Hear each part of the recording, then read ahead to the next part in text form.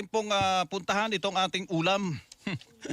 Baboy, karning baboy. At nasa linya po natin si Mr. Ricardo Chan, Presidente ng Manila Meat Dealers Association. Mr. Chan, magandang umaga po. Hello. Magandang umaga po, Camelo. Opo, bakit ba nagkaganere? Ang ating presyo ng baboy po at mahal pa raw kaysa sa baka, Mr. Chan. Eh, hindi naman ho totoo yan. Oh. 400 lang ang benta namin ng lempo. Oh. Oh. Ang baka, ang puhunan sa baka, yung sirloin, 420. Mm. Puhunan yun. Mhm. Ang bentahan ng sirloin, nasa 500 yan. Mhm. Ang lempo, ang bentahan namin, 400 lang po. Mhm. Bakit sa palengke po? Kaya naman lang- Bakit po kaya sa palengke? May mga palengke raw na in-inspection si Secretary kahapon Parang mas mahal pa daw po yung karning baka kaysa karning baboy. Yun po ang nakita nila Ano na, Oo. may mangilan-ngilan yan na siguro humahango lang yan. Aha. Mga 3 pasa na yan, lempo na yan, kaya gano'n na kamahal.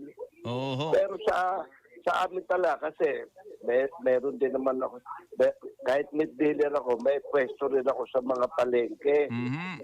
400 lang naman po ang bentahan namin. At saka pababa na po ang baboy. Mhm. Opo. Pababa na po ang presyo. Sa katunayan itong week na to, nag-start na nagbaba na ng 5 pesos. Opo. Siguro next week, 5 pesos na naman. Pababa na po ang baboy. Marami po tayong supply ng baboy. Marami tayong supply. Tapos meron pa tayo. Marami na po. Opo, local po 'yon, Mr. Chan. Yung mga imported meron din tayo na dumadating. Ano po? Oo nga po, opo. Oho. Opo. Mas mura yung imported 'Di ba? O yung mga frozen. Ay, opo. Kasi naman po frozen yan Mhm. Iba naman po kasi iba talaga ang fresh. Iba talaga yung fresh talaga. Iba yung fresh meat. Oo, tama Opo. po yun. Tama po yun. Sa itsura sa lasa pa kahit pisil-pisilin at amuyin mo at lasahan pa. Talagang fresh talaga. Opo. Kahit saan daan, tsaka napakasarap. Oo nga po, opo. Pero, Opo. teka, sabi nyo, starting next week, bababa na po ang presyo ng karning baboy. Opo. Opo, bababaan na po kasi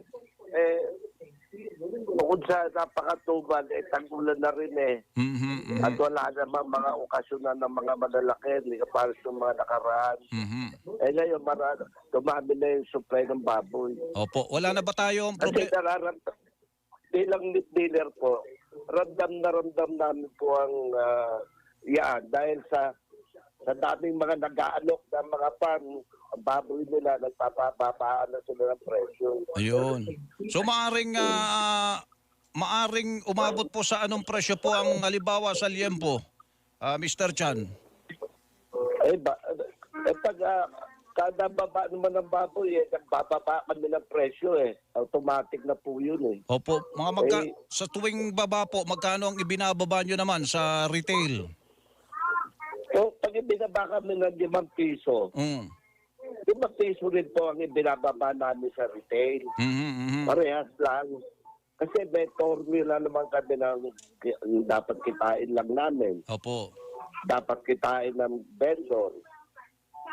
May formula naman po yan. Kaya pag nagbaba ang farm, nagbababa din kami ng ganun din, parehas lang ng pagbaba ng 5 pesos. 5 pesos din po ang ibinababa namin. Opo. Teka, wala na ba tayong problema sa sa ASF? Hindi na ba natin nagiging problema po yan sa production ng ating, although dealer po kayo binabagsakan lang kayo, pero nabalita nyo po, opo, ASF po natin, yung issue dyan, tukol dyan, Mr. Chan. Yung mga tinamaan, hindi naman ganun kalaki. Kaya lang, yung natakot, Mhm. yun ang marami.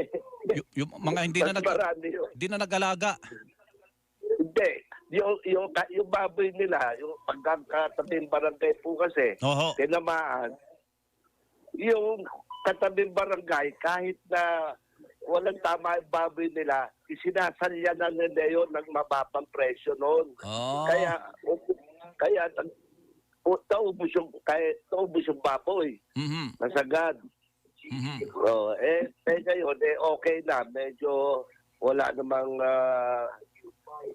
balita na sa ASF. Oo. So maganda na ang production natin ng Kaya naglalakihan na rin yung baboy. Opo, gumaganda na po ang ating local production ano, ang ating mga baboy ano. Opo. Ay, mabuti Opo. naman po, opo. Ang kailangan lang gano'n ng DA, i-sustain na yung yung pagpaparami ng baboy. Mhm. Tulungan nila yung mga backer dati na makapagparami. Mhm. At pag maraming supply, ay mura baboy. Mhm. Mhm. So yung sinasabi nyo pala na mas mataas pa nga ang presyo ng kanibaboy kaysa sa baka, ay nakakailang pasa na pala yon. Opo. Opo, Mhm. at saka magilan-gilan lang yan. Mhm. Pero sa paligid, pumunta sila, hindi naman po ganun talaga. Opo. Pag ganun po ang sitwasyon, Mr. Chan, baka kailangan natin ng MSRP sa baboy. Pabor ba kayo doon? Wala naman din po nangyayari sa ganyan Kundi, kapag talagang walang baboy, walang magagawa yung MSRP. Aha. Ngayon, pag maraming baboy, baka nga lumabas, mas mababa pa tayo sa MSRP. Oho. Kaya wala din po yung MSRP na yan. Opo, opo. Kasi ang namamayani po sa atin, yung supply and demand. Mhm, mhm. Sige po. Mr. Chan, salamat po sa inyo sa paliwanag po ninyo. Thank you po. Salamat din po, Carmelo, at milyon-milyon yung tagapakinig. Opo, isa po kayo doon. Mr. Ricardo Chan, presidente ng... Opo. Talagang lagi ako kahit nasa kotse ako. Nakikinig ako sa inyo. Buti naman po. Salamat po sa inyo. Thank you po. At mabuhay po kayo. Si Mr. Ricardo Chan, presidente ng Manila Meat Dealers Association.